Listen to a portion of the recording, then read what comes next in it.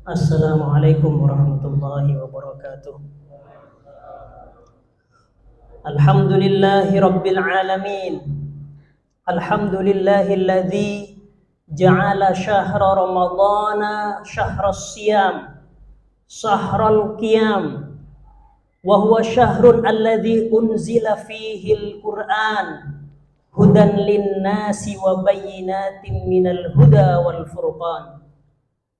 Wa usalli wa usallim ala sayyidina Muhammadin wa ala sairil anbiya'i wal mursalin wa ala alihim wa sahbihim wa man tabi'ahum bi ihsan ila yaumiddin, amma ba'du.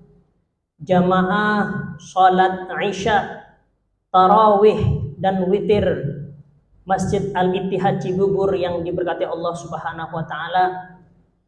Alhamdulillah, mari kita bersyukur kepada Allah Subhanahu wa taala sampai detik ini kita masih diberikan nafas oleh Allah Subhanahu wa taala. Diberikan iman oleh Allah, diberikan Islam, taufik, sehat wal afiat sehingga kita bisa berkumpul di tempat yang mulia ini.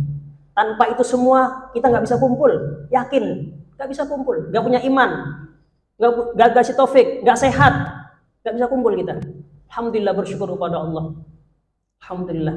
Bapak Ibu yang diberkati Allah Subhanahu wa taala, ini kultum ya. Kultum itu kuliah 7 menit Pak, terserah antum. Di sini ada keterangan Pak, waktu ceramah tarawih 15 sampai 20 menit. Insya Allah maksimal 15 menit insya Allah. Sampai jam 8 lebih 5 insya Allah.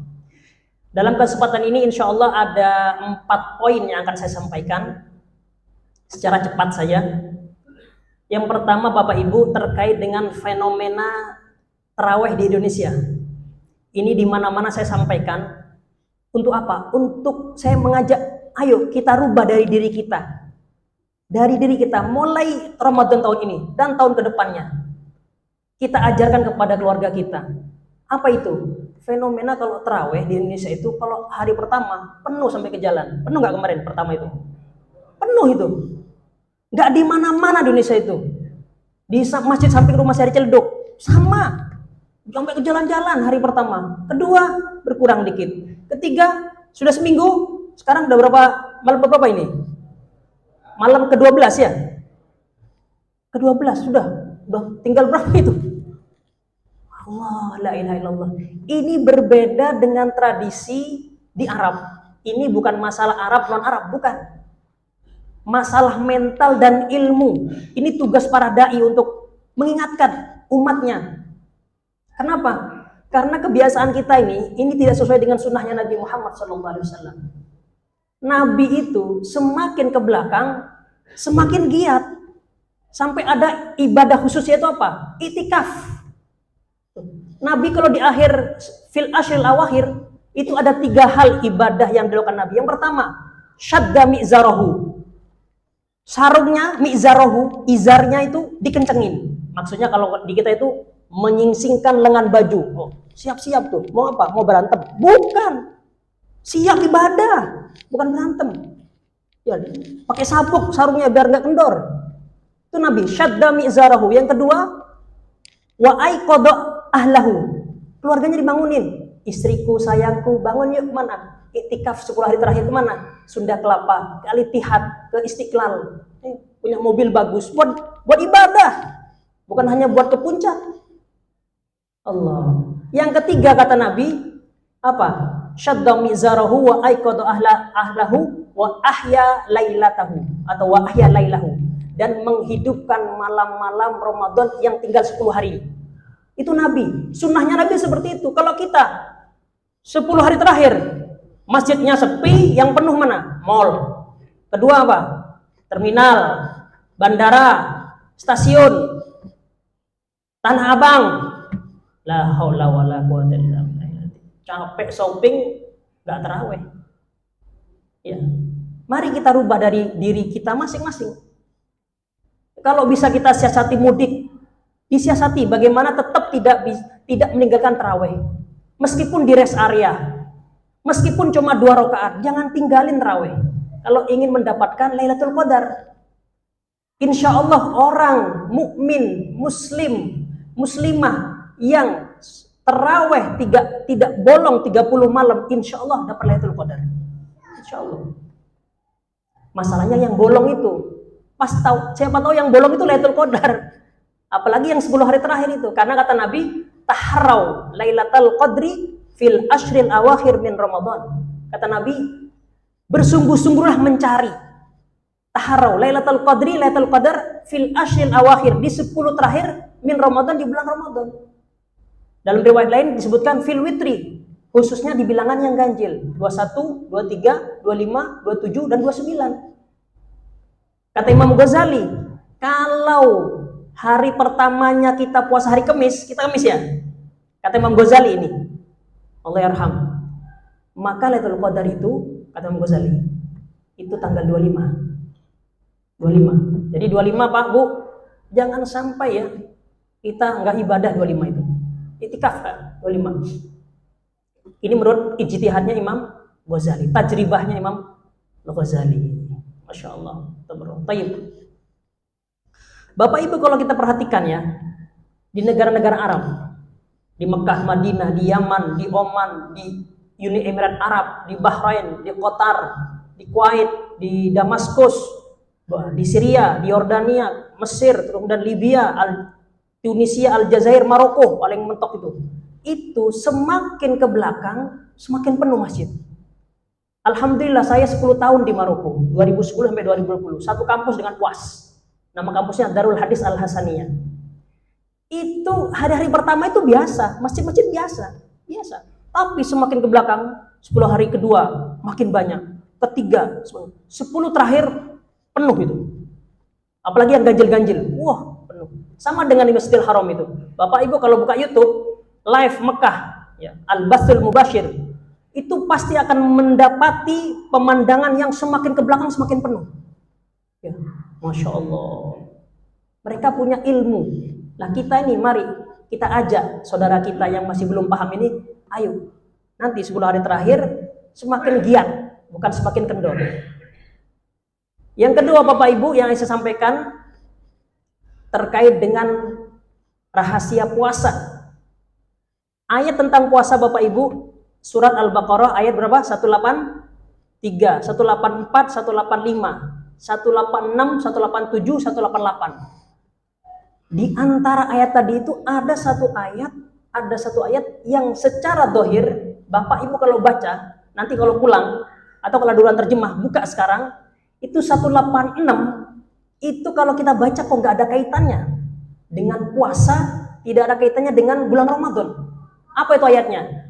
Allah berfirman, wa idza sa'alaka 'ibadi 'anni fa inni qarib ujibu da'watad da'i idza da'ani falyastajibu li wal yu'minu bi la'allahum yarshudun.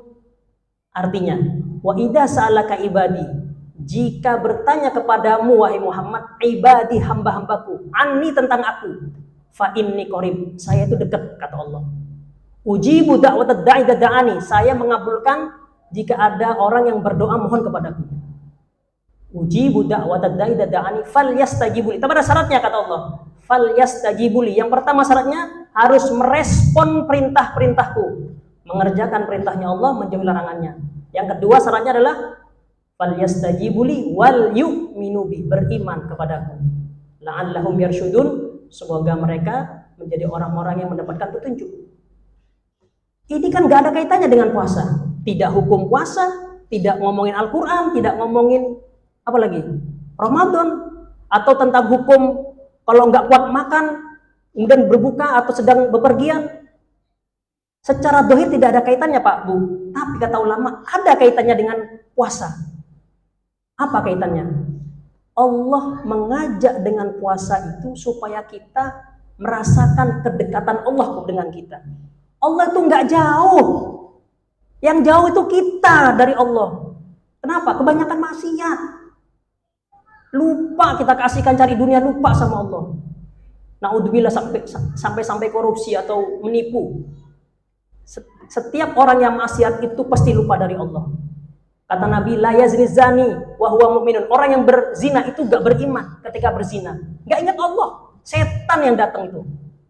Orang yang korupsi, ketika korupsi, dia gak beriman, gak ada iman. Allah itu gak ada bagi mereka. Nah, dengan puasa ini Allah seolah-olah mengajak, ya hambaku, aku itu dekat. Fa inni qarib, kata Allah. Kalau kita bisa merasakan kedekatannya Allah, kita gak bakal berani maksiat sama Allah. Itu makomnya namanya makom ihsan. Anta budallah ka'annaka tarahu. Kamu menyembah Allah, sholat, puasa, haji, umroh, itu seakan-akan melihat Allah. Kalau nggak bisa melihat Allah, Allah pasti melihat kita. Ini yang dimaksud kata ulama. Ada kaitannya dengan puasa. Dengan puasa, Bapak Ibu, kita punya makanan. Makanan kita beli dari harta yang halal. Di dapur kita, di meja makan kita, makanan, minuman, buah-buahan, ada semua. Semuanya halal, tapi kalau sudah puasa, kita nggak sentuh. Padahal itu halal. Ini melatih kita bahwasanya Allah itu dekat, tahu. Padahal kalau kita mau makan, masuk ke kamar, kunci kamar, nggak ada yang tahu.